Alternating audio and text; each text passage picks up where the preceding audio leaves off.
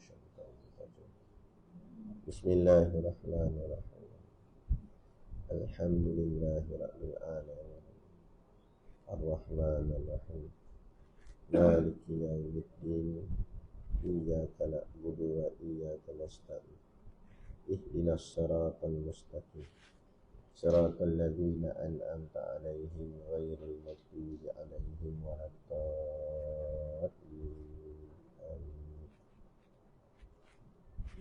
Bismillahirrahmanirrahim. Alhamdulillahi rabbil alamin. Wassalatu wassalamu ala asyrafil anbiya'i wal mursalin wa ala alihi wa sahbihi ajma'in. Subhanaka la ilma lana illa ma 'allamtana innaka antal alimul hakim. Rabbi shrah li sadri wa yassir li amri wahlul 'uqdatam min lisani yafqahu qawli. Wala haula wala quwwata illa billahil aliyyil azim. Amma ba'd.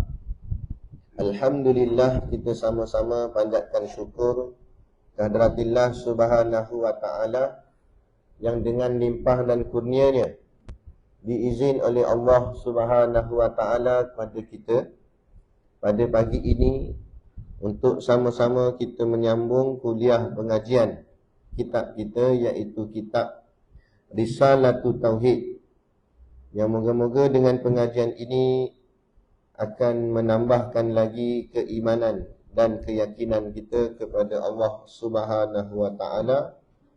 Maka dengan keimanan dan keyakinan itulah Allah menyelamatkan kita daripada azab api nerakanya dan dimuliakan untuk kita ditempatkan di dalam syurganya nanti di hari akhirat kelak, insya-Allah. Amin ya rabbal alamin. Yang saya hormati pengasas ataupun pengurusan tempat ini, majlis kita ini, lidah dan kuasanya, yang amat-amat disanjungi para asatizah, alim-alim ulama, tuan-tuan guru, ustaz ataupun ustazah yang hadir pada pagi ini. Mohonlah ditegur kepada hamba yang fakir dalam bidang ilmu ini, sekiranya apa yang disampaikan dan dikongsikan ada salah dan silapnya. Yang kita kasihi ayah-ayah, ibu-ibu, pemuda-pemudi, muslimin dan muslimat yang dirahmati Allah sekalian. Kita sambung pengajian kitab kita Risalatul Tauhid. Berhenti dekat.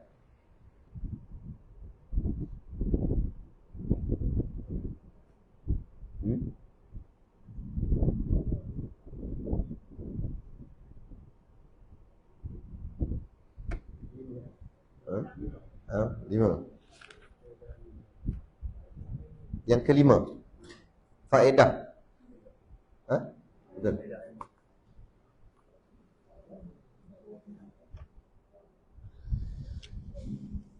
Kitab Jawi Lama muka surat 6 nombor 5. Kalau Rumi muka surat 6 juga nombor 5. Rumi yang warna merah biru tu. Kalau warna hitam ni surat 2 ya. Surat 2, surat 2 nombor 5. Okey, baik. Kita baca dulu nah. Qala al-muallif rahimahullahu ta'ala wa nafa'ana wa iyyakum bi ulumihi fid daraini amin ya rabbal alamin. Kata pengarang kitab 5. Faedah ilmu ini, iaitu dapat mengenal Tuhan dan percayakan Rasul, dan mendapat kebahagiaan hidup di dunia dan di akhirat yang kekal. Baik, ini kita sambung berkenaan dengan nama dia. Apa tajuk dia kita mengaji ni? Apa nama dia? Tajuk dia Mabadi Mabadi apa? Mabadi asyara. Ingat sampai bila-bila. Mabadi asyara.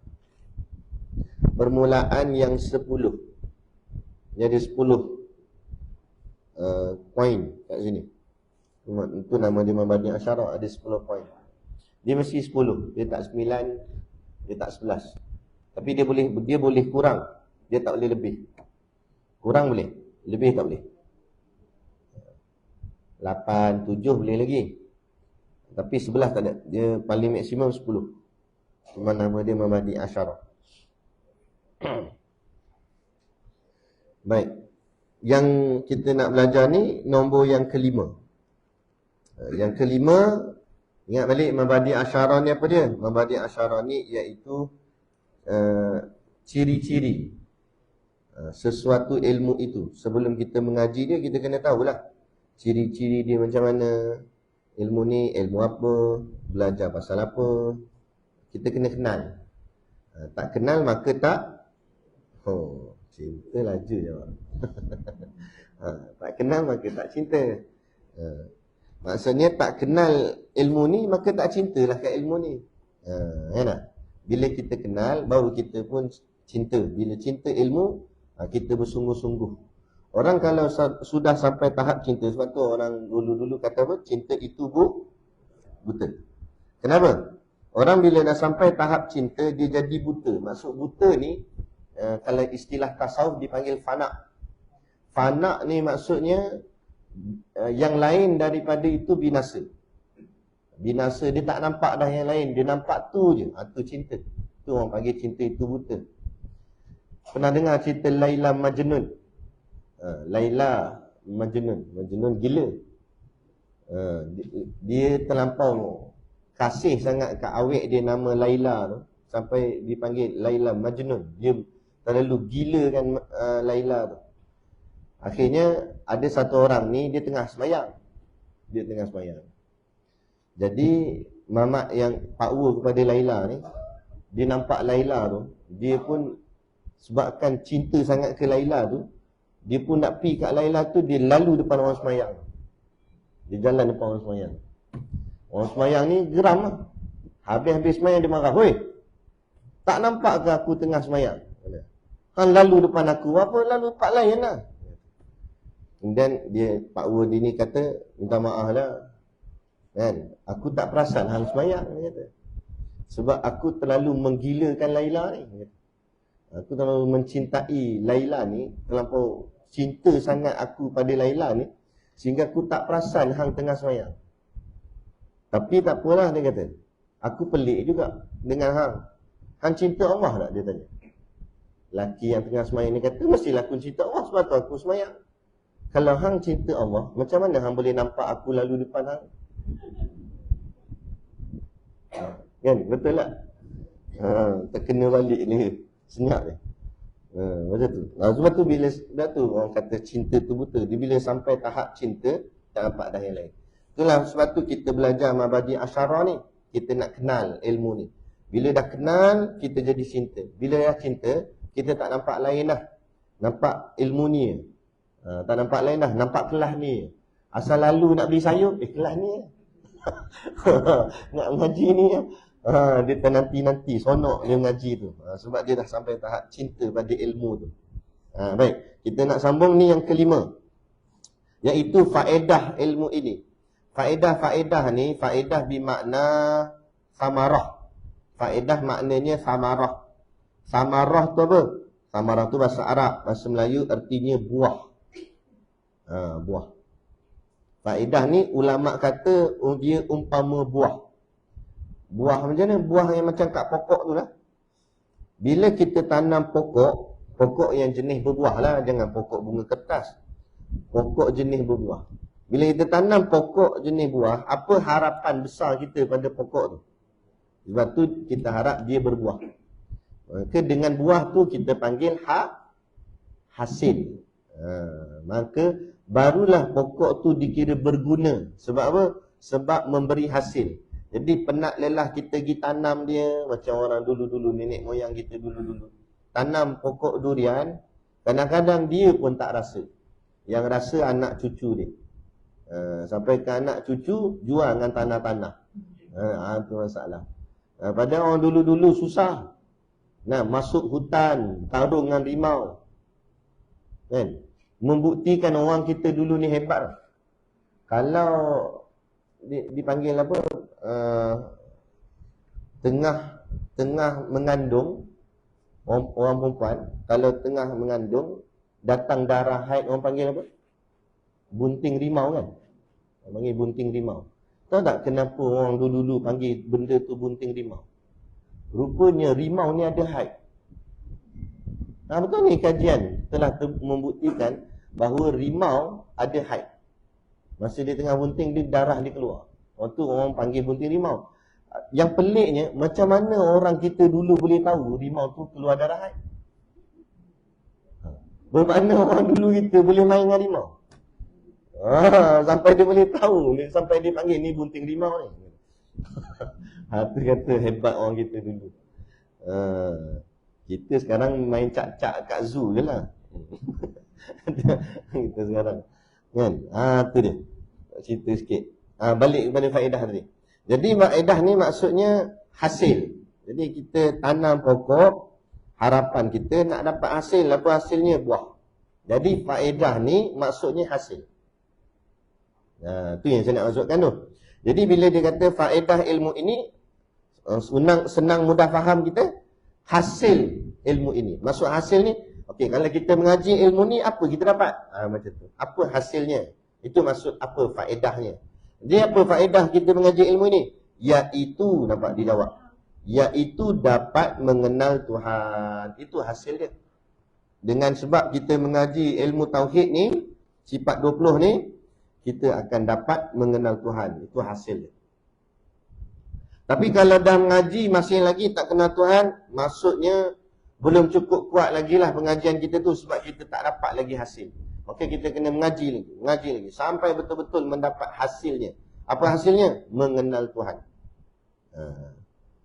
Dan dia kata lagi, apa hasil dia dapat lagi? Percayakan Rasul. Dan dapat percaya kat Rasul.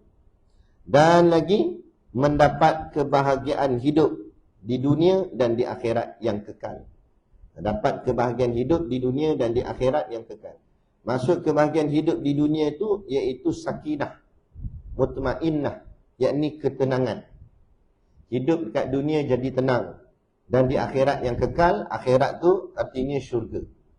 Dapat kebahagiaan di akhirat yang kekal, kebahagiaan akhirat itu artinya syurga. Sebab tu ada istilah namanya syurga ajilah dan syurga ajilah. Alif dengan ain. Ada syurga yang disegerakan, ada syurga yang ditangguhkan dalam ilmu tasawuf. Syurga yang ditangguhkan, syurga hakikat sebenar tu lah. Syurga yang ada bidadari apa semua tu, yang kita dengar, baca dalam Quran apa semua tu kan. Ada air sungai mengalir. Itu syurga yang ditangguhkan. Maksud ditangguhkan, sekarang kita buat baik macam mana pun tak dapat lagi syurga. Nanti hari akhirat kan, baru boleh dapat syurga tu. Tapi ada jenis syurga yang syurga orang cakap apa, disegerakan. Syurga yang disegerakan itu ialah syurga di dunia. Sifat syurga ialah bahagia. Bahagia ni, seseorang yang bahagia pasti hidupnya tenang. Maka syurga di dunia itu ialah kebahagiaan hidup di dunia. Apa kebahagiaan hidup di dunia? Ialah ketenangan. Dan ketenangan ini tak boleh dibeli dengan duit ringgit. Orang kaya jutawan macam mana pun belum tentu dia bahagia. Dan belum tentu dia tenang dalam hidup dia. Kadang-kadang hidup dia penuh dengan keserabutan. Serabut dengan kata ada orang nak penjatuh dia. Jadi Perdana Menteri tak tenang. Dan lagi lah ni lagi tak tenang. Orang makilah, orang apalah, macam-macam. Orang katalah, tak tenang. Jadi yang terkinja-kinja kita nak berebut sangat jadi Perdana Menteri, nak jadi Menteri, nak jadi YB. Adakah dengan jadi YB tu hidup kita tenang, bahagia? Tapi kita ditipu oleh jawatan pangkat yang nampak macam tenang, nampak macam bahagia. Kan? Dan kita nampak orang tu macam duit banyak, naik kereta mewah. Kita naik motor kacai je. Kan, orang dalam kereta tu cermin tinted gelap nak nampak. Padahal dia kat dalam menangis. Dia tengok yang naik motor. Kan, naik motor tu dia orang susah. Mana ada apa, dia ada motor je. Jadi satu family tu semua naik motor. Anak 2 orang. Yang cik duduk atas raga. Anak nombor 2 antara dia dengan bini dia kat tengah. Jadi satu motor 4 orang naik. Padahal 2 tayar dia, tapi yang naik 4 orang. Yang dia 4 tayar, naik 2 orang, driver dengan dia je. Kan? Dia tengok yang naik motor tu tengok, bahagianya orang dalam kereta tu. Kereta mewah, mesti sedap, aircon apa semua. Yang dalam kereta pula tengok motor tu, bahagianya dia dengan keluarga dia. Sekali jalan dengan bini, dengan anak-anak. Aku anak tak peduli pasal aku kat rumah. Aku balik rumah, anak aku tak ada kat rumah. Tak pernah tanya, aku tak pernah jalan sekali dengan family. Tak pernah makan sekali dengan family. Dia walaupun ada motor je, dia makan sekali dengan keluarga dia. Kadang-kadang bahagia tu bukan dengan sebab duit banyak. Jadi ini yang kita nak, iaitu syurga yang disegerakan. Apa dia? Iaitu kebahagiaan dan ketenangan. Kalau di dunia lagi dapat syurga ni, akhirat confirm dapat syurga yang sebenar. Tapi kalau dunia lagi dia tak dapat ajilah ni, yakni syurga yang disegerakan ni, kebahagiaan dan ketenangan ni, maka pasti dan pasti dia akan susah untuk mendapat syurga yang hakiki nanti di hari akhirat kelak. Gitu. Persoalan dia, macam mana nak dapat syurga yang tenang di dunia ni? Inilah hasil dia. Dengan mengaji tauhid, hasil dia kamu akan dapat kebahagiaan hidup di dunia dan di akhirat. Ni disebut. Sebab apa? Apa kaitan mengaji tauhid dapat kebahagiaan hidup di dunia? Bila kita kenal Allah, bila kita kenal Rasulullah, maka hidup kita akan jadi tenang. Kan? Dengan mengingati Allah itu, hati akan jadi tenang. Sebab apa dengan mengingati Allah hati jadi tenang? Sebab dia nampak segala ujian ni Allah saja nak uji je. Relax sudah lah. Ni kan ada apa sangat. Kan? Allah saja nak test je. Allah boleh tak buat kita senang je sepanjang hidup, tak ada susah langsung? Boleh. Allah boleh bagi kita sihat tanpa sebarang penyakit? Boleh. Tapi kenapa Allah bagi kita sakit? Allah nak uji saja, nak test, nak tengok kita ni gelabah ke tak gelabah. Kadang-kadang Allah uji kita tak ada duit. Allah nak tengok kamu yakin rezeki dari aku ke rezeki daripada makhluk. Tu Allah uji kita dengan PKP, lockdown 2 tahun. Tak ada kerja, projek tak jalan, bisnes tak jalan, kan, tak boleh keluar rumah. Padahal kita kena kuarantin tu dalam rumah kita sendiri. Itu pun kita dah sabut perut dah. Kan, tak boleh keluar rumah lah, apa stres, apa sebagainya.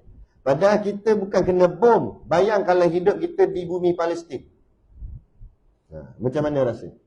Dengan makanan tak ada, nak tidur tak boleh, bom meletup sana meletup sini. Kita cuma kena kuarantin je. Itu pun kita dah stres, sampai ada yang sanggup nak bunuh diri dan sebagainya. Allah nak test tengok. Kamu bergantung dengan aku atau kamu bergantung dengan hidupmu yang selama ni kamu hidup. Selama ni dia bekerja, ada gaji apa semua, dia bergantung dengan dia. Bila tengok-tengok gaji dah tak ada, dia rasa macam, oh mampulah aku macam ni, gaji dah tak ada ni, kerja dah tak ada, duit dah tak ada. Aduh, mati lah. Jadi mana Tuhan dalam hati dia? Yang selama ni dia nampak rezeki dia datang daripada kerja dia semata-mata, bukan daripada Allah. Sebab tu ini penting ilmu tauhid. Bila kita mengaji tauhid, kerja-kerjalah, niaga-niagalah. Dapat duit lah. Tapi kita tak nampak duit tu daripada makhluk. Kita nampak ini daripada Allah. Ini rezeki daripada Allah, kurniaan daripada Allah. Bila nampak semua daripada Allah, dia jadi tenang. Tok Guru kami katakan, contoh, Tok Guru kata, jangan tengok apa yang kamu dapat, tapi pandanglah daripada siapa yang kamu dapat. Contoh, kita balik daripada kuliah ni, balik ke rumah. Kebetulan ni kan musim cuti sekolah apa semua. Jadi anak sepakat balik ke rumah lah. Anak balik sekali dengan cucu lah. Cucu comel pula, baru setahun lebih umur, tate-tate lagi. Kita balik daripada kuliah, balik daripada kelas ni. Balik-balik buka pintu, Assalamualaikum. Tum. Bola naik atas kepala. Degung. Allah, benjol ni. Kita mula nak marah. Ni siapa dia? Ni sepak bola ni. Sakit kepala ni. Oh, marah sakit hati. Tiba keluar daripada celah bilik tu, cucu kita. Umur setahun tadi tu. Oh, tapi setahun pun dah sampai sepak bola tu. Oh, hebat tu. Dia pun keluar tate. Dia panggil Tok Wan. Pelak-pelak dia. Nah, kita rasa macam ni. Nak marah ke? Nak jadi marah ke tak jadi marah? Allah, cucu Tok Wan. Kalau cucu Tok Wan kata, tak payah kata sepak bola. Balik dengan batu-batu. Tok Wan heading. Tak jadi marah kita. Biar darah kepala pun tak marah. Alah cucu lah sayang gitu. Kan? Sebab apa? Sebab dia pandang siapa yang baling. Dia tak pandang apa yang kena baling tu. Macam tu juga. Kalau kita pandang penyakit, kita akan mengeluh. Aduh, sakitnya kaki ni. Sakitnya jantung ni. Sakitnya gaut ni. Sakit macam-macam lah. Kita pandang pada penyakit. Tapi kalau kita pandang siapa yang bagi penyakit tu kat kita. Kenapa? Siapa bagi? Allah. Bila pandang Allah nak marah Allah kan? Allah kenapalah bagi aku sakit gitu. Pandang Allah, Allah. Bila pandang Allah, kasih pada Allah. Ya Allah, saya kata gaut. Kan? Kalau apa nama sakit pada parah ni lagi ni pun tak apa lah dia kata. Benih dia cakap ni tu. Tengok Allah bagi sungguh tu. Tu sebab tu kekasih Allah, kekasih Allah macam tu lah mereka. Wali-wali, nabi-nabi Allah macam tu lah. Nabi Ayub kan, kita tahu kisah dia kan, diuji dengan penyakit kan. Dia steady kan. Lagi disyukur, lagi disuka, lagi disonok. Payah nak sampai tahapnya tu. Tapi tak mustahil. Kalau mereka boleh sampai, kenapa kita tidak boleh sampai? Tapi macam mana cara mereka sampai? Dengan betul-betul mereka mengenali akan Tuhan mereka. Sehingga sampai kenal itu membawa kepada cinta yang sejati. Ini kan? Ini yang kita nak mengaji. Sebab tu kita mengaji ni bukan sekadar-kadar nak hadir kelas. Tapi ada satu tujuan yang lebih besar daripada tu. Yang kita nak harapkan dalam kehidupan kita. Baik. Selesai. Jadi faedahnya mendapat kebahagiaan dunia dan akhirat itu. Dan faedahnya tadi sejak disebut mengenal Tuhan dan mempercayakan Rasul. Jadi kaitan tadi saya dah cerita dah. Bila kita kenal Allah, maka kita sayang pada Allah. Bila sayang pada Allah, apa saja Allah bagi, kita takkan pernah komplain. Kita tak pernah pertikai. Kita tak pernah rasa serabut apa saja yang dibagi.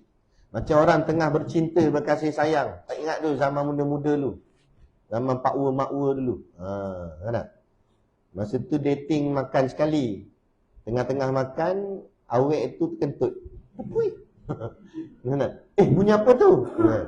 Oh, sorry, I terkentut. Loh, sedapnya bunyi, kata dia. Rasa macam nak buat ringtone. Nah, bau busuk dia kata wangi. Kan? Oh, wanginya. Kentut lagi, kentut.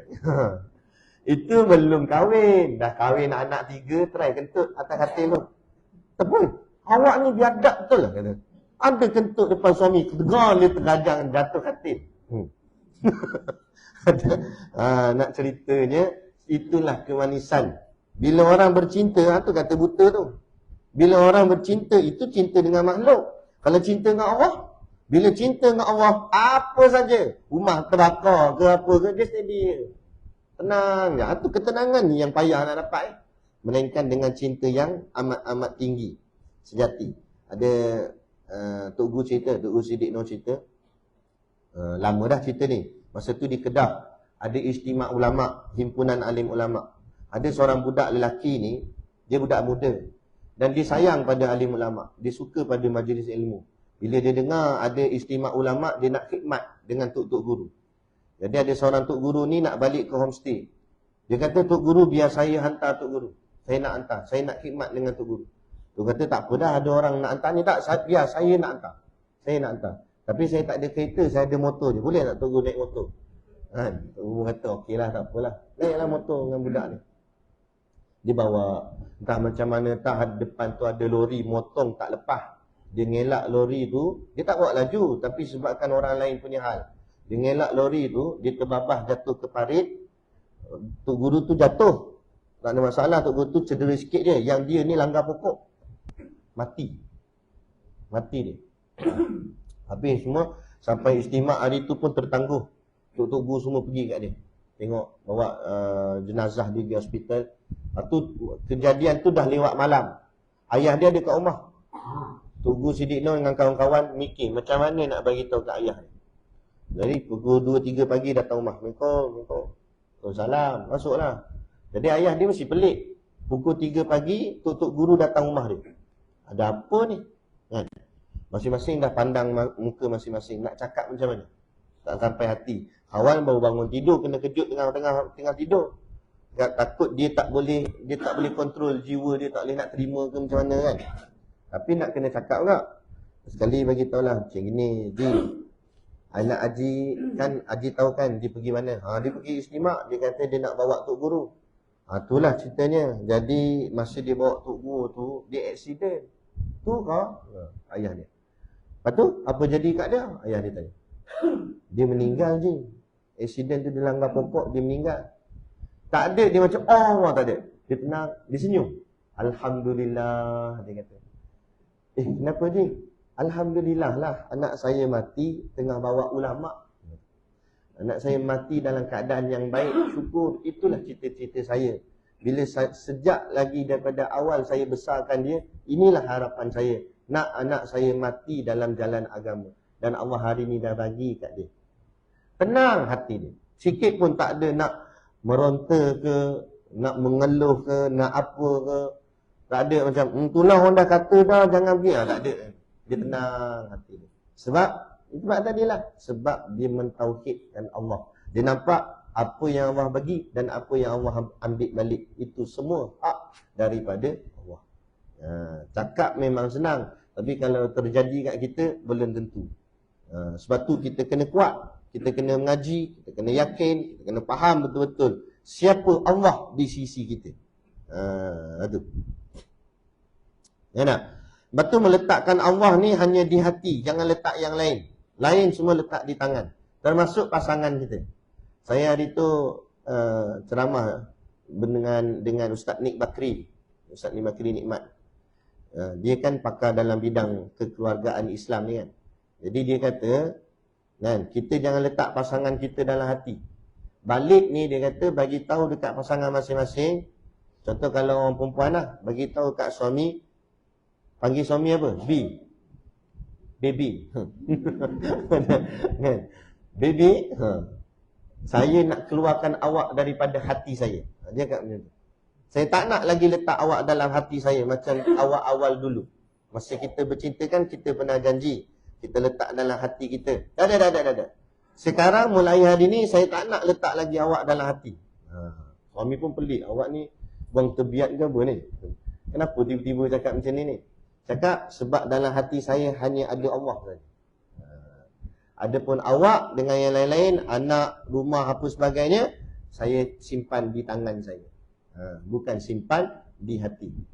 Jangan kita terpedaya dengan dakwah barat di luar sana yang ajar kita suruh simpan di hati lah, saya di hati awak lah. Tak, di hati hanya Allah. Apa maksud bila di hati hanya Allah? Apa saja ni kita boleh terima sebab kita tahu ini Allah yang punya, Allah juga yang akan ambil balik. Bukan kita yang punya. Bila kita nampak kita yang punya, itu sebab kita meronta. Sebab tu kita tak boleh terima kenyataan. Contoh bila dia letak jawatan tu dia punya. Bila jawatan tu dirampas, apa pasal tak dapat kat aku? Apa pasal dapat kat dia? Dia akan petikan. Kan? Anak kena ambil kan? Allah ambil nyawa anak kita. Apa pasal Allah ambil nyawa anak saya? Kenapa tak ambil nyawa anak orang lain? Ada pula petikan Allah itu. Sekati Allah lah. Itu hak Allah. Jadi sebab tu letakkan di tangan. Letak hatinya di hati hanya Allah. Itu saya sekali kan, kita pula orang lelaki cakap dengan bini. Balik-balik rumah tanya, awak nama apa dah? Mengamuk bini. Awak ni apa ni? Kahwin saya lama dah, tiba-tiba tak ingat nama saya. Awak ingat nama perempuan mana? Tak, saya cuma ingat nama Allah saja. Oh. Konon-konon lah. Yang tu gurau ya. Baik. Nombor 6. Selesai dah. Itu bahagia tadi tu. Nisbah. Nisbah ni maksudnya bandingan. Kita buat bandingan. Bandingan nisbah ilmu ini dengan lain-lain ilmu. Maknanya kita bandingkan ilmu ini ni mana ilmu mana ni? Ilmu tauhid. Dinisbahkan atau dibandingkan dengan ilmu-ilmu yang lain. Ilmu yang lain tu ilmu mana? Lain-lain lah. Ilmu fiqh ke, ilmu tasawuf ke, ilmu tajwid ke, ilmu apalah apa-apa saja ilmu. Kita buat bandingan, kita buat nisbah. Maka apa jawapannya? Iaitu ilmu ini ilmu tauhid ini ialah ilmu yang terbangsa kepada agama Islam yang paling utama sekali. Dia kata sini, kalau mengikut kategori ilmu agama Islam, dalam kategori ilmu agama Islam, bukan kita nak banding dengan ilmu sains, berbanding dengan ilmu agama Islam. Antara ilmu agama Islam yang paling utama, ilmu fiqh, ilmu tasawuf kan. Jadi antara banyak-banyak ilmu tu, ilmu tauhid inilah ilmu yang paling utama sekali. Paling utama di sini maksud apa? Nombor 1. Nombor 1 ilmu tauhid. Nombor 2 ilmu fiqh. Nombor 3 ilmu tasawuf. Okey, apa maksud nombor 1, nombor 2, nombor 3 ni? Adakah saya kena mengaji tauhid aja dulu? Lepas tu barulah nak ngaji fiqh. Lepas tu baru nak ngaji tasawuf. Tidak. Mengaji tiga-tiga. Tauhid pun mengaji, fiqh pun mengaji, tasawuf pun mengaji, tajwid pun mengaji. Apa saja ilmu agama, mengajilah, tak ada masalah. Cuma apa fungsi nisbah ni? Bila berlaku pertembungan, ada 2 kelas hari tu. Tiba-tibalah nak buat jadi channel tahu, salah setting jadual, ada 2 kelas. Kelas kat sini mengaji tauhid.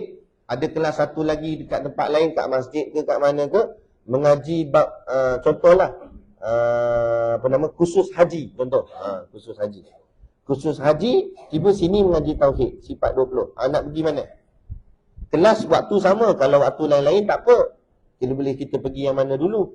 Ni serentak waktu dia. Pukul 9 juga. Maka ambil nisbah yang paling tinggi, yang paling utama. Apa paling utama? Tauhid. Tauhid dulu. Sebab apa? Sebab haji masuk dalam bab apa? Ibadah.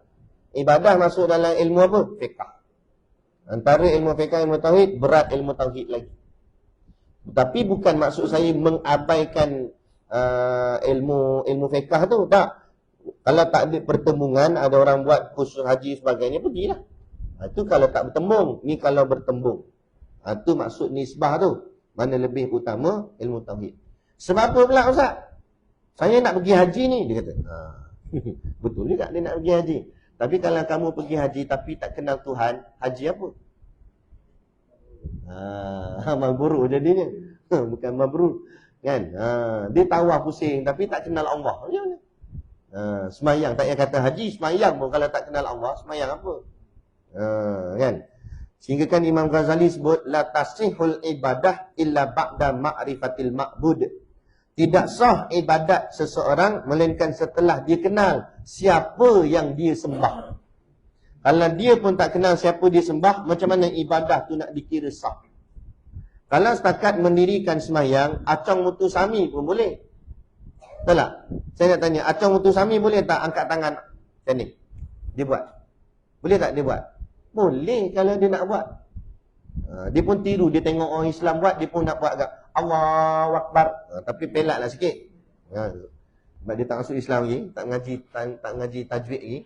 Tapi dia buat. Lepas tu kita rukuk, dia pun buat rukuk. Kita sujud, dia pun buat sujud. Sama perbuatan tu macam perbuatan semayang. Tapi semayang dia Allah terima tak? Tak terima sebab dia kafir. Sebab apa dia kafir? Sebab dia tak kenal Tuhan. Jadi kalau orang Islam semayang je tapi tak kenal Tuhan, agak-agak semayangnya Allah terima tak? Itu masalah kan? Tu. Jadi berapa ramai di luar sana ibadat tapi tak kenal Tuhan. Jadi macam mana ibadah? Kita tengok semayang Jumaat penuh orang. Tapi bila buat majlis ilmu, kuliah agama, berapa kerat dia yang ada. Jadi berapa ramai yang reti agama ataupun hanya sekadar reti ibadah saja. Akhirnya ibadahnya tak jadi ibadah, tapi jadi adat. Adat tu maksud apa? Adat. Jadi adat dia lah, tengok orang pi sembahyang Jumaat, kita pun pi lah, takkan tak pi. Takkan nak lipat kedai kopi. Nanti orang kata apa, tak sembahyang Jumaat ke? Jadi dia jadi adat ajalah. Adat nak pi. Sebab tu dia cepat-cepat nak balik. Tu imam tak bagi salam kedua, dia duduk atas motor dah. Assalamualaikum tu, muncul. Lompat terus lah. Kan? Laju hilang. Kan tak? Tak cepat-cepat. Pergi lambat. Orang dah ketubah kedua baru sampai. Kan? Balik awal. Kan? Sebab dia nampak itu sekadar adat. Macam jadual hariannya dia, jadual mingguan. Kena pergi sembahyang Jumaat. Tapi dia tak faham ruh sembahyang Jumaat tu. Untuk apa aku sujud? Kenapa aku sembahyang? Kenapa aku puasa? Ramadan je tu. Masuk Ramadan puasa. Kan? Tapi dia tak faham apa nilai puasa. Sebab dia tengok orang lain puasa. Kalau aku makan kan nanti orang kata apa pula. Jadi aku kena tak makan jugalah. Suatu akhirnya dia puasa tapi ngumpat-ngumpat juga. Puasa-puasa tapi maksiat lain jalan juga. Sebab dia tak faham. Sebab dia tak mengaji, tak kenal Tuhan, itulah jadinya. Baik. Itu nisbah lah. Itu penting nisbah tu juga tu. Nombor 7 pula. Yang menghantarkan. Menghantarkan ni maksudnya siapakah yang menyusun ilmu ini? Okay. Dia begini. Asalnya ilmu agama ni belum disusun dalam bentuk bab dan tajuk. Ilmu agama ni turun sekaligus mentah-mentah saja. Mentah-mentah tu maksudnya terus daripada Quran dan hadis. Itu di zaman Nabi. Dan Nabi lah yang ajar para sahabat. Bila ayat Quran turun, Nabi kata ayat ni cerita pasal macam ni. Nabi lah orang yang paling pakar. Sebab Nabi kan. Wahyu pun turun kat Nabi sendiri. Jadi Nabi cerita tu, apa yang Nabi cerita itu paling tepat sekali. Sebab memang orangnya dah Nabi sampai. Cuma bila Nabi dah wafat, benda tu dah jauh. Siapa yang nak susun balik benda ni semua? Maka datanglah alim ulama. Alim ulama lah yang susun balik. Supaya ilmu ni mudah untuk kita faham. Maka disusun ikut bahagian dia. Maka terhasillah yang namanya ilmu tauhid. Ini ilmu tauhid ni ilmu yang membahaskan tentang akidah, kepercayaan dan keyakinan. Lepas tu ulama bahagikan pula yang satu lagi namanya ilmu fiqh. Itu berkenaan dengan hal-hal ibadat. Lepas tu ilmu tasawuf, itu hal-hal hati dan akhlak. Lepas tu pula ada lagi ilmu apa? Ilmu falak, mencerap bintang, nak tengok putaran bumi dan sebagainya. Lepas tu ilmu apa lagi? Ilmu tajwid, macam mana cara nak baca Quran. Bersusunlah ilmu. Ini semua ulama yang tolong susun. Lepas tu setiap cabang ilmu tu pula ada lagi ulama yang fokus pada bahagian ilmu tu, membahagikan pula lagi ilmu tauhid ni pecah ni macam ni pula. Ada sifat 20 bagi Allah, ada sifat Rasul 4. Kalau ilmu fiqh pula terpecah pula mazhabnya, mazhab Imam Syafi'i, mazhab Hambali, mazhab Maliki, mazhab Hanafi. Dalam mazhab Imam Syafi'i pula pecah lagi, ada kaul Imam Nawawi, ada kaul Imam Ibnu Hajar, yang ni sah, yang ni batal, gini udah. Satu. Jadi yang susun semua ni adalah alim-alim ulama. Ni kita sekarang berada di satu zaman di mana orang menghina ulama. Nabi sebut dalam hadis, sayati zamanun, akan tiba satu zaman orang menghina ulama. Apabila orang menghina ulama, Allah akan turunkan 3 azab. Azab yang pertama, Allah akan menarik balik keberkatan apa saja yang dia usahakan. Dia meniaga, tak berkat. Dia bekerja, gaji banyak, ribu-ribu, tapi jadi tak cukup. Hutang keliling pinggang. Hari ini boleh kata hampir 80 ke 90% khususnya rakyat Malaysia, semua berhutang. Betul tak? Berhutang. No, yang keluar graduate, tak kerja apa lagi, hutang dah. Hutang apa? PTPTN. Nampak? Bila kita berhutang, kita dah jadi terikat. Tak boleh nak lari. Berhutang. Banyak. Dah jadi serabut kepala dan sebagainya. Ini kehidupan kita hari ini. Jadi tak berkat. Duit tadi tak berkat. Duit banyak pun kadang tak cukup. Tak cukup itu, tak cukup ini. Itu pertama. Azab Allah bagi bila menghina ulama. Zaman kita ni. Azab yang kedua Allah turunkan. Allah akan jadikan pemerintah negara kita negara orang Islam dari kalangan pemerintah yang zalim. Betul tak? Bukan kata Malaysia je, tengok negara lain sama. Negara Arab Saudi, tengok Arab Saudi apa jadi. Kan? Adakah pemerintah dia betul-betul memertabatkan Islam? Joget-joget ada di Arab Saudi. Kan? Ya, tengok UAE, United Arab Emirates, nampak macam maju, tapi apa tak ada. Kan? Sampai saya ada jumpa satu orang pakcik ni, bini dia kerja dekat Abu Dhabi. Dekat Abu Dhabi. Abu Dhabi ni kita kenal, kita tak pernah pergilah, tapi kita dengar orang kata tempat tu majulah, orang kaya banyak. Hebatlah. Saya kira, oh, untung lah pakcik dapat pergi sana. Untung apa Ustaz? Dia kata. Sana mana ada kuliah. Sana saya pergi masjid semayang je. Masjid besar-besar, lawa-lawa. Tapi tak ada majlis ilmu. Dia sekadar pergi semayang, balik. Pergi semayang, balik.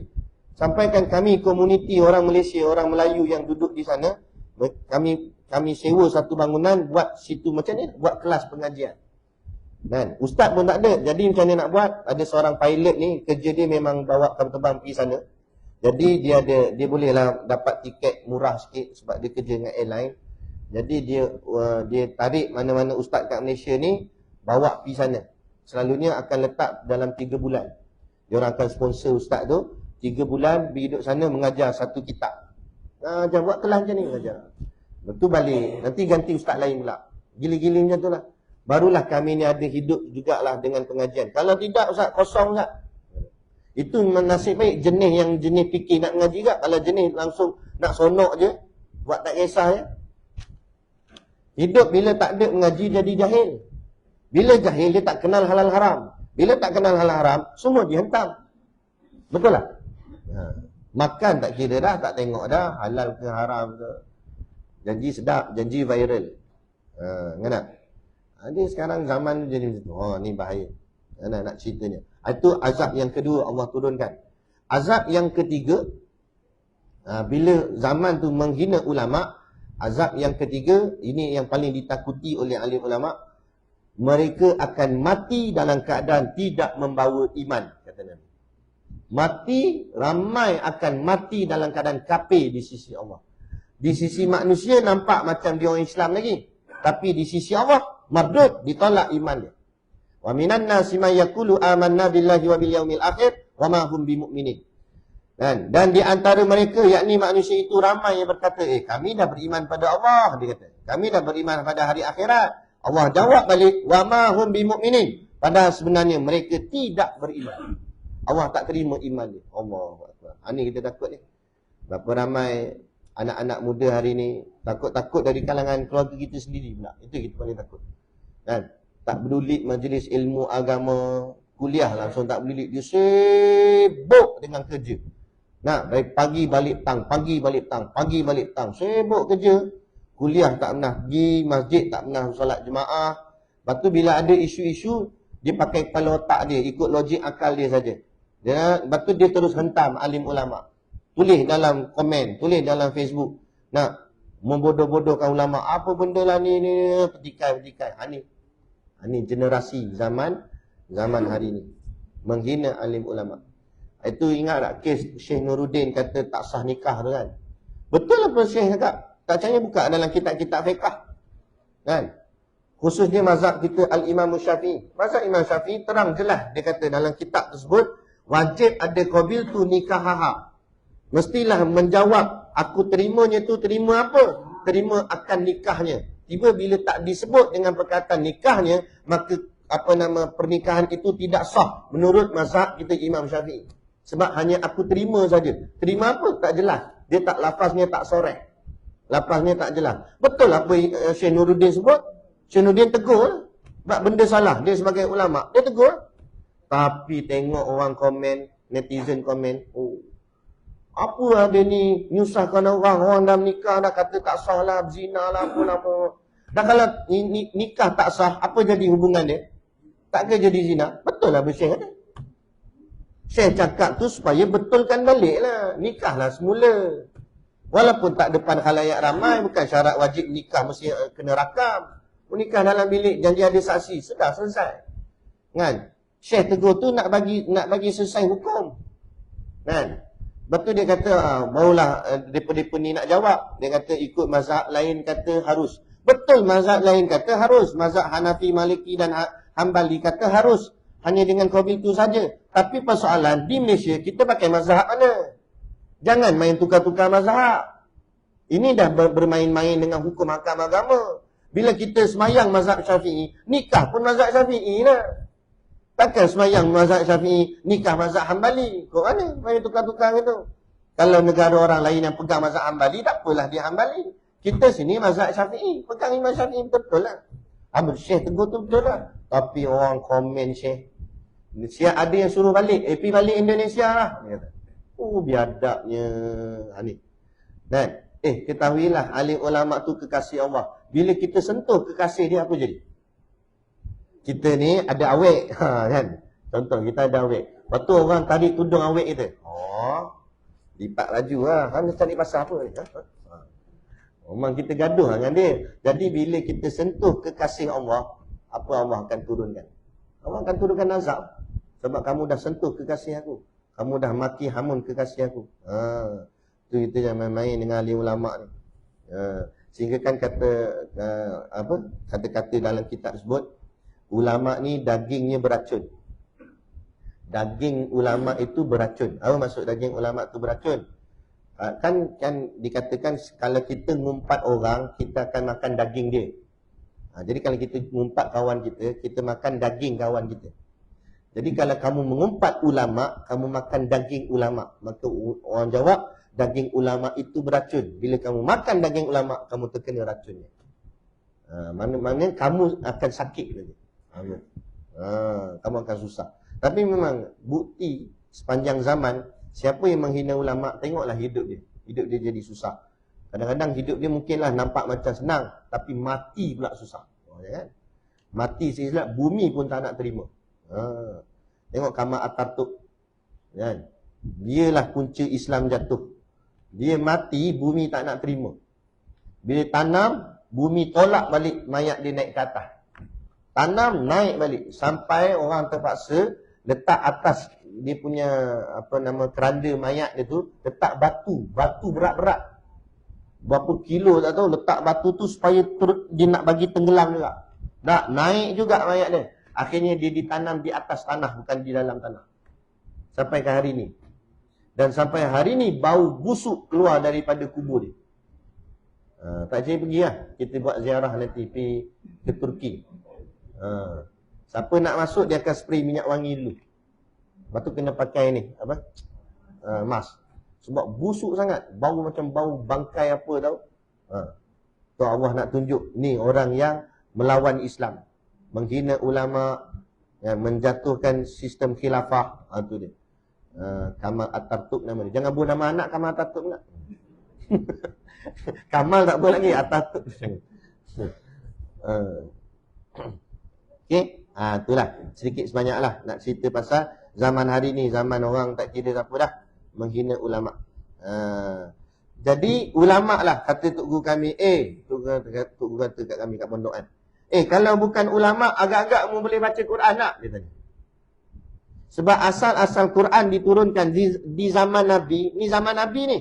Quran tu tak ada titik, tak ada baris. Habis macam mana sahabat baca? Dah bahasa Arab dia. Bahasa orang dia sendiri. Dia tak ada masalah lah. Kan? Bahasa, dia orang Arab. Batu bahasa Arab. Dia bolehlah baca.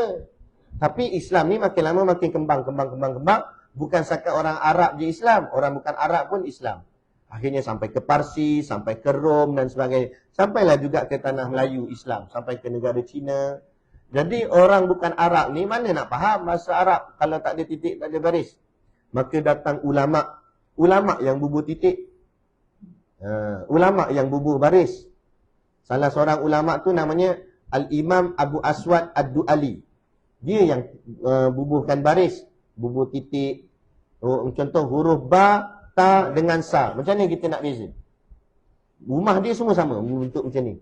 Kan? Tapi ulama bubuh. Ba titik bawah. Ta titik atas 2. Sa titik 3 atas. Ulama yang bubuh titik tu asal tak ada titik. Tak percaya pergi muzium Quran. Tengok Quran lama. Memang tak ada titik, tak ada baris. Saya tengok lah. Tapi nak tengok tu kat Turki. Jauh pula Turki. Okey. Nak dekat ada, dekat Patani. Nanti sekali-sekali kita buat kan, ajak ustaz buat rombongan naik satu bas, kita pergi ke Patani. Kat Patani ada muzium Quran. Dia ada simpan satu Quran lama daripada zaman dulu yang tak ada titik dan tak ada baris. Boleh tengok Quran. Tak ada titik, tak ada baris. Lepas tu ulama datang bubuh titik. Ada titik ingat boleh baca dah. Tak baca lagi, tak boleh. Ada titik saja. Nak bunyi apa? Nak bunyi A, I, U ke apa? Maka datang ulama bubuh pula baris. Bubuh baris. Baris atas, baris bawah, baris depan, baris mati. Kan? Siap bagi tanda lagi. Ni panjang, ada kening tu yang macam pedang. Ni panjang, ni pendek. Ada dah baris. Tak bunyi lagi. Ada titik dah, ada baris dah, tak bunyi lagi. Lah kali dia beli alat Quran yang ada pen tu. Kan? Dia ambil pen tu buat jalan. Ni pen kan? Buat jalan. Lah kali pen yang baca. A'udzubillah. Dia tak baca.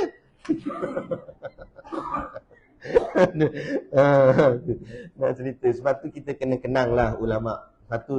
Satu perkataan disebut laula murabbi ma araftu rabbi. Apa maksudnya? Kalau bukan kerana guruku, takkan aku mengenal Tuhanku. Jadi kita kena kenal. Bukan kita taksub meletakkan ulama setaraf Nabi, tidak. Tapi kita memuliakan ulama kerana ingat, tanpa ulama tentu ibadah kita pun tak betul. Semayang kita, baca Quran kita, ulama. Kan? Sebab tu Nabi sampai sebut innal ulama awarasatul anbiya. Sesungguhnya ulama itu pewaris Nabi. Itu yang saya nak masukkan pada nombor 7 ni. Asalnya ilmu tauhid ni belum disusun. Hanya dalam bentuk Quran hadis apa yang Nabi sampaikan. Kemudian selepas zaman tu, maka ulama menampakkan bahawa kalau tak disusun ilmu tauhid ni, umat akan jadi masalah dalam soal akidahnya. Ianya bermula dengan sejarah terlahirnya golongan yang namanya Mu'tazilah. Mu'tazilah ni sesat. Mu'tazilah ni dia ni percaya ikut kepala otak dia. Sehingga kan jadi satu masalah, jadi satu persoalan. Sebabkan persoalan ni lah, maka terzahirlah kesesatan Mu'tazilah ni. Orang tanya dia, kalau satu orang lelaki, dia hidup dan dia buat amal baik, mana tempat dia akan duduk nanti di hari akhirat? Jadi ulama Mu'tazilah ni jawab, masuk syurga lah. Okey, betul? Kalau satu orang lagi pula, dia selalu buat jahat, buat maksiat, buat dosa, maka dia mati nanti hari akhirat dia masuk mana? Neraka lah. Kalau jawab ulama Mu'tazilah. Lepas tu orang tanya lagi soalan ketiga. Kalau seorang budak, dia kecil lagi, dan dia tak sempat buat ibadat sebab dia kecil lagi, dia meninggal dunia. Jadi dia tak sempat sembahyang. Dan dalam masa sama dia tak sempat juga buat maksiat. Dosa pun tak buat, pahala pun tak buat. Jadi kalau mati nanti akhirat dia masuk mana? Ulama Mu'tazilah ni pun pening fikir, dia kata dia tak masuk mana-mana. Dia duduk tengah-tengah. Syurga tak masuk, neraka tak masuk. Atas hujah apa? Sebab dia kata nak masuk syurga kena buat pahala dulu, kena buat amal. Nak masuk neraka kena buat dosa. Jadi budak ni pahala pun tak buat, dosa pun tak buat. Jadi tak masuk dah mana-mana, duduk tengah-tengah. Mana ada duduk tengah-tengah? Baca Quran, mana ada satu orang tu duduk tengah-tengah, mana ada? Dia mesti salah satu. Allah kata wahadaina hunajdain. Aku bentang pada kamu dua jalan. Satu jalan syurga, satu jalan neraka. Kalau masuk syurga, tak masuk neraka. Kalau masuk neraka, tak masuk syurga. Dua tu je. Yang kita, laki perempuan. Tak laki perempuan, tak perempuan laki. Tak dia tengah-tengah antara laki dengan perempuan. Apa? Lampuan. Pondan tu ada lah. Tu masalah dia lah kan. Dia sendiri yang memondankan diri dia. Tapi kalau ikut jantina, memang Allah dah bezakan. Laki-laki lah, perempuan-perempuan lah. Hatta khunsa. Khunsa pun ada tak? Khunsa laki, khunsa perempuan. Walaupun dia ada dua alat kemaluan, tapi kemaluan mana yang boleh diguna pakai? Tetap ada pembahagian. Mana duduk main tengah-tengah begitu?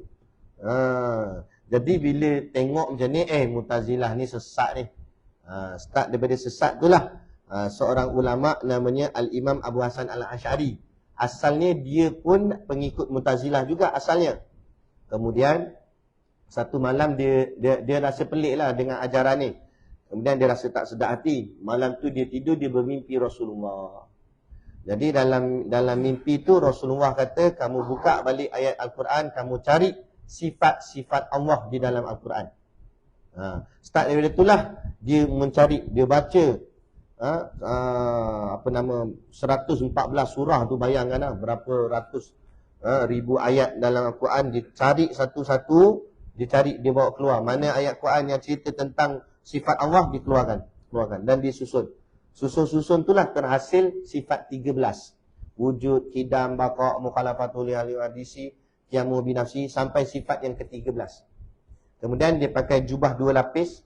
Esoknya lepas dia dah siap susun tu, dia naik atas mimbar, dia baca khutbah dan diisytiharkan. Mulai hari ini aku meninggalkan fahaman Mu'tazilah kepada fahaman yang lebih yakin, iaitu akidah ahli sunnah wal jamaah, dengan aku seperti mana aku menanggalkan pakaianku. Jadi dia pakai jubah 2 lapis, jubah yang luar tu dia tanggalkan. Lepas tu dia turun daripada mimbar. Start dia tu, dia tinggalkan Mu'tazilah, dia cari satu bangunan, dia buat satu madrasah, dan di situlah bermulanya penyusunan ilmu yang dinamakan sifat akidah ahli sunnah wal jamaah. Kemudian dia ajar anak murid dia apa semua, dan mula menyebarkan akidah ahli sunnah wal jamaah. Maksud akidah ahli sunnah wal jamaah, ahli sunnah yang ikut sunnah Nabi, dan kita hidup secara berjemaah. Itu start dia. Kemudian ada seorang lagi ulama namanya Al-Imam Abu Mas'ud Al-Maturidi. Dia ni duduk tempat lain. Kemudian berita ni sampai kat dia. Bila sampai kat dia, dia kaji dan betul. Dia mengiyakan apa yang Imam Abu Hasan Al-Asy'ari susun. Kemudian ditambah lagi 7. 13 campur 7 jadi 20. Maka terhasillah yang namanya sifat 20. Dan sifat 20 itulah diajar turun-temurun nenek moyang kita apa semua, sampailah kepada zaman kita hari ini. Inilah pegangan kita, akidah ahli sunnah wal jamaah. Itu sejarah dia. Dan siapa dia Imam Abu Hasan Al-Asy'ari ni? Imam Abu Hasan Al-Asy'ari ni cucu kepada dia punya tok wan dia, nama Abu Musa Al-Asy'ari. Abu Musa Al-Asy'ari ni pula siapa dia? Sahabat Nabi kita, Nabi Muhammad SAW. Kalau kita mengaji hadis, kita selalu jumpa nama dia. An Abi Musa Al-Asy'ari. Itu dalam hadis sebut. Dia antara sahabat yang rapat dengan Nabi, yang banyak mengaji dengan Nabi dalam ilmu hadis dan sebagainya. Jadi satu hari Nabi baca satu hadis yang kita biasa dengar tu. Umat aku akan berpecah kepada 73 golongan, kata Nabi. 72 daripadanya finnar, dalam neraka, semuanya sesat. Hanya satu saja yang selamat. Bila Nabi sebut hanya satu saja yang selamat, Nabi memberi isyarat kepada Abu Musa Al-Asy'ari dengan Nabi tepuk bahu dia. Dia kata hanya satu saja yang selamat. Maka ulama kata maksud tepukan Nabi tu memberi isyarat daripada keturunan dia lah yang akan bawa akidah yang selamat tu. Siapa dia? Imam Abu Hasan Al-Asy'ari. Boleh? Faham? Tu kita punya sejarah ahli sunnah wal jamaah. Jadi kalau Wahabi hentam kita jawab macam ni. Jadi kita kena ada ilmu, kan? Zaman lah ni zaman orang nak hentam kita dan sebagainya. Jadi kita kena ada ilmu untuk kita pertahankan apa yang kita dah pegang. Ini ahli sunnah wal jamaah pun tak tahu apa sejarah dia. Jadi ini sebut nombor 7 ni, yang menghantarkan, maknanya yang menyusun akan ilmu ini, iaitu yang pertama, mereka yang mengaturkan titisan ilmu tauhid dengan mendirikan dalilnya untuk menolak perkataan mereka yang menyalahi. Jadi mereka yang susunkan sifat 20 ni beserta dengan dalil bukti untuk tolak orang yang bercanggah, yang menyalahi. Menyalahi di sini dengan maksud orang bercakap pasal Tuhan satu benda yang salah. Zaman dulu-dulu ada orang kata Tuhan ni sebenarnya tak ada. Itu perasaan hati kita je. Maka ulama ahli sunnah wal jamaah bangkit bawa perkataan Allah itu wujud. Allah itu ada. Sebab ada orang dia berpegang, selagi saya tak nampak, saya tak percaya dia ada. Ada? Zat tak kata zaman dulu, zaman lah ada orang cakap dia tu. Lagi mana tak bukti depan mata saya tak percaya. Habis Allah macam mana? Dia tak percaya. Dia rasa ini macam, sebab tu ada istilah orang panggil semula jadi. Dia kata alam ni terjadi dengan sendiri secara semula jadi. Dia berputar sendiri macam tu je.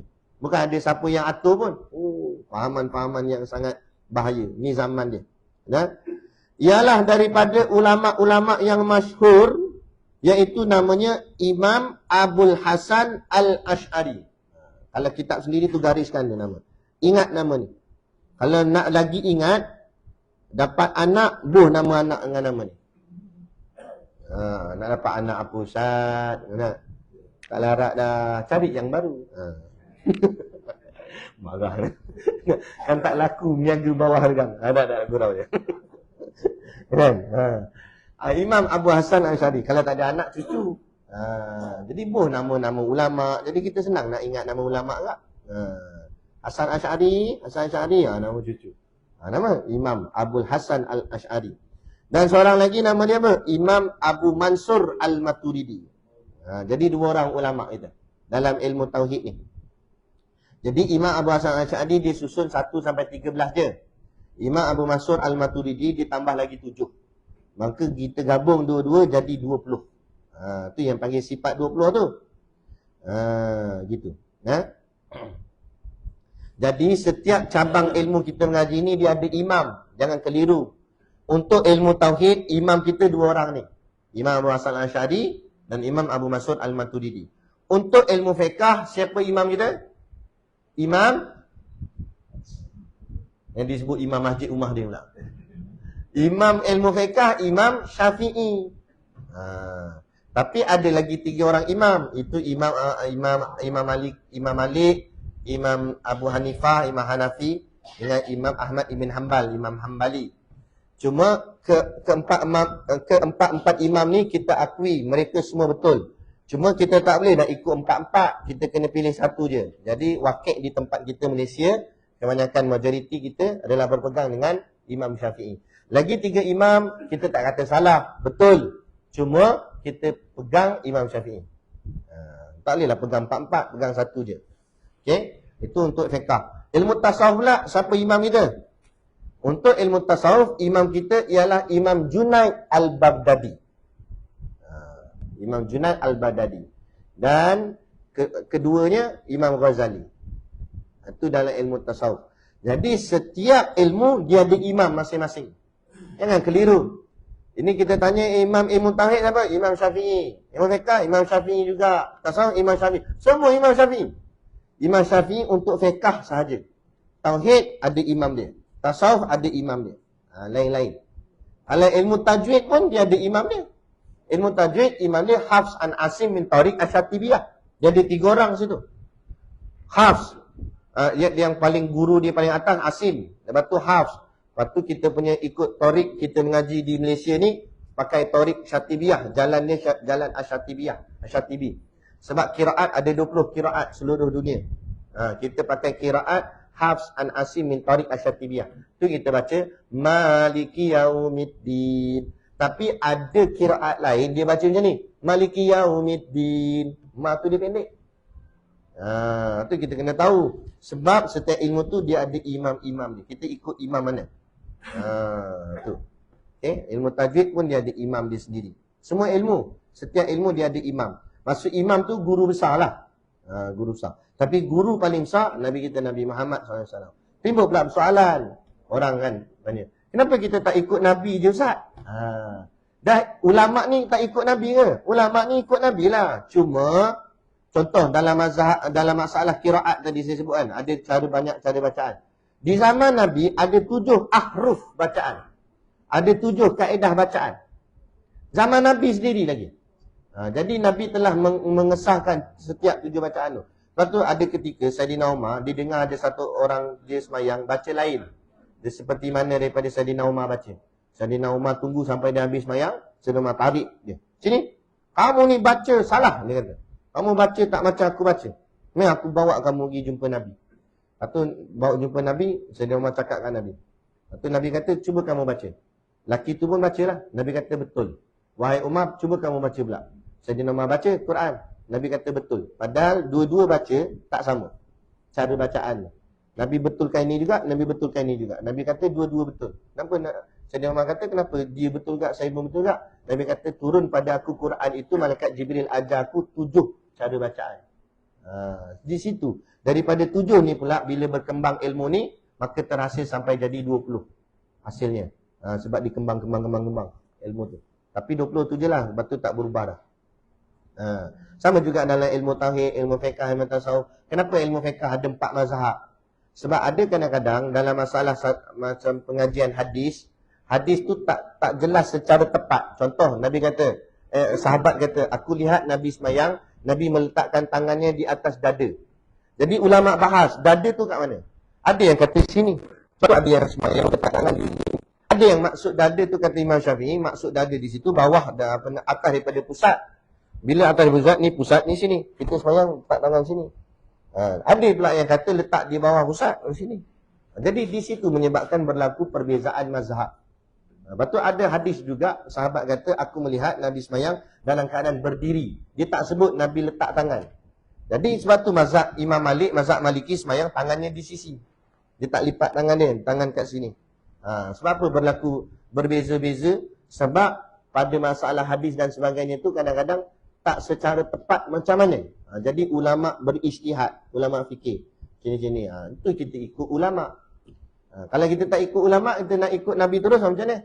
Nabi kata, sallu kama ra'aitumuni usalli. Semayanglah kamu seperti mana kamu melihat aku semayang. Siapa pernah tengok Nabi semayang? Cuba bangun, nak tengok.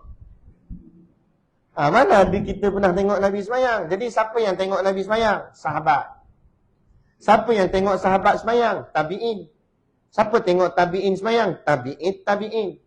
Siapa yang tengok tabi'in semayang? Ulama' mutaqaddimin, ulama' yang terdahulu. Siapa yang tengok ulama' terdahulu semayang? Ulama' mutaakhirin, ulama' sekarang. Jadi kita ikut ulama', dengan ikut ulama' tu berarti ikut Nabi. Sebab tu belajar ni dia ada sanad. Belajar dengan saya belajar dengan siapa pula? Dengan Tu Guru Siddiq Noh. Tu Guru Siddiq Noh belajar dengan siapa? Dengan guru dia. Sampai akhirnya guru paling besar siapa? Nabi Muhammad sallallahu alaihi wasallam. Sebab tu tak boleh mengaji sendiri, nanti takut belajarnya dengan syaitan. Belajar tanpa guru tu, itu maksud dia. Sebab nanti tak tahu sumbernya diambil daripada mana. Tapi bila berguru bersambunglah. Sanad dia sampai kepada junjungan besar kekasih kita Nabi Muhammad sallallahu alaihi wasallam.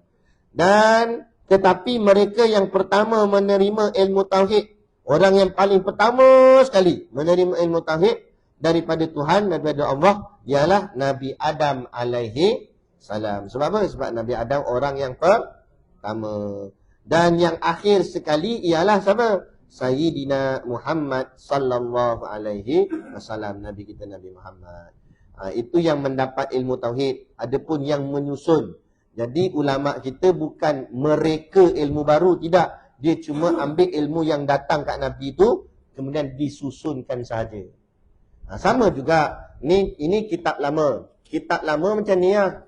Kadang tulisan pun macam tak jelas. Titik dia ke apa, lepas tu dia tak tersusun dalam bentuk bab. Datang orang yang lebih moden zaman hari ni, dia gantikan dengan tulisan Rumi. Kemudian disusun pula, dia boldkan. Yang pertama diboldkan yang ni. Jadi disusun dengan ikut muka surat.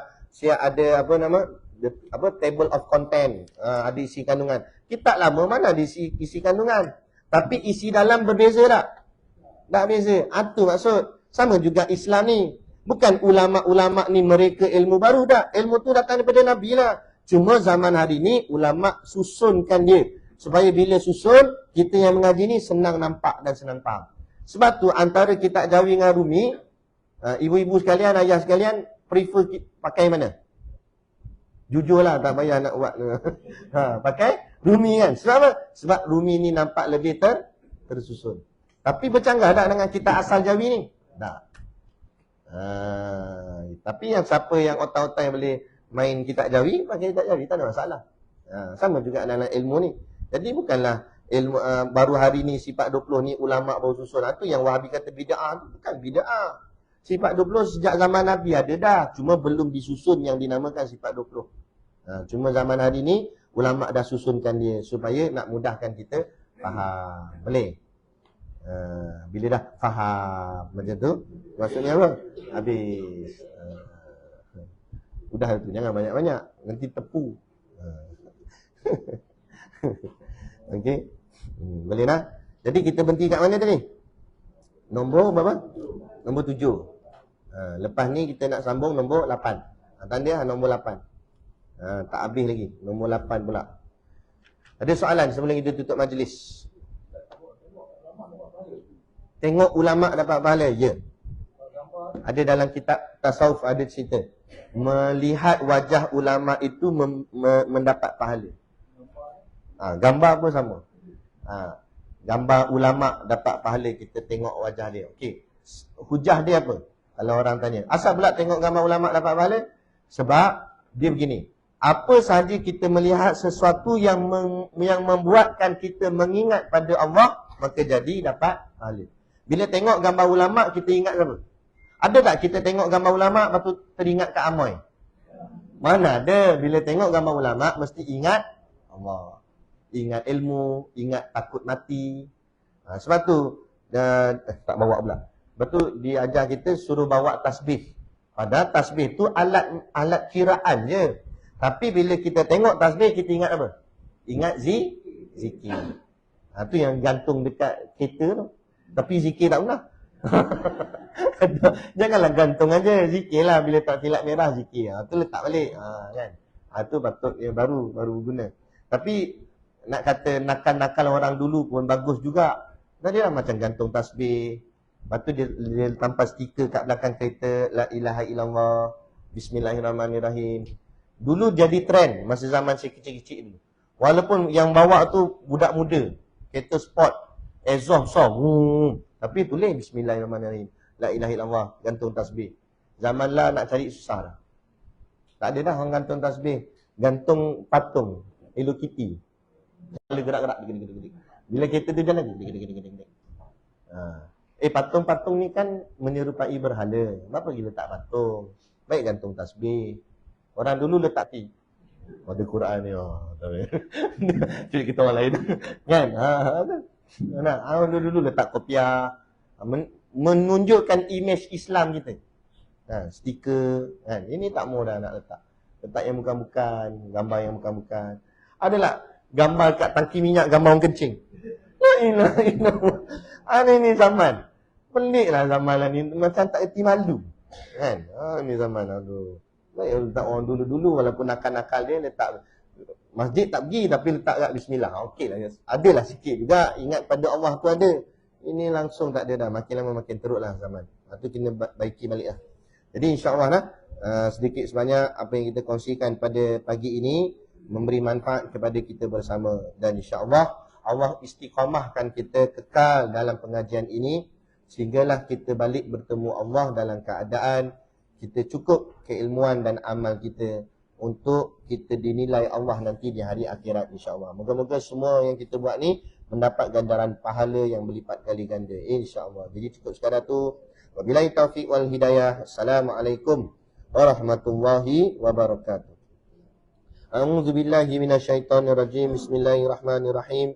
Alhamdulillahi rabbil alamin. Wassalatu wassalamu ala asyrafil anbiya'i wal mursalin wa ala alihi wa sahbihi ajma'in. Allahumma taqabbal minna salatana wa du'aana innaka antas samiul alim wa tub alaina innaka antat tawwabur rahim. Allahumma ja'al dinana dinan nabi Muhammadin sallallahu alaihi wasallam wa islamana islamal muslimin wa imanana imanal mu'minin wa salatana salatal khashiin wa a'malana a'malas salihin wa niyyatana niyyatal mukhlisin wa dhunubana ya Allah dhunubal mustaghfirin wa hayatana hayatal ulama wa mautana bimautis syuhada wa dikinal jannata ma'al anbiya'i alaihimus salatu wassalam. Rabbana atina fid dunya hasanah wa fil akhirati hasanah wa qina azabannar wa qina azabannar wa qina azabannar. Wassallallahu ala khairi khalqihi sayyidina Muhammad wa ala alihi wa sahbihi wa sallam. Subhana rabbika rabbil izzati amma yasifun. Assalamun alal mursalin walhamdulillahi rabbil alamin. Amin ya rabbal alamin. Taqabbalallahu minna wa minkum. Takbir.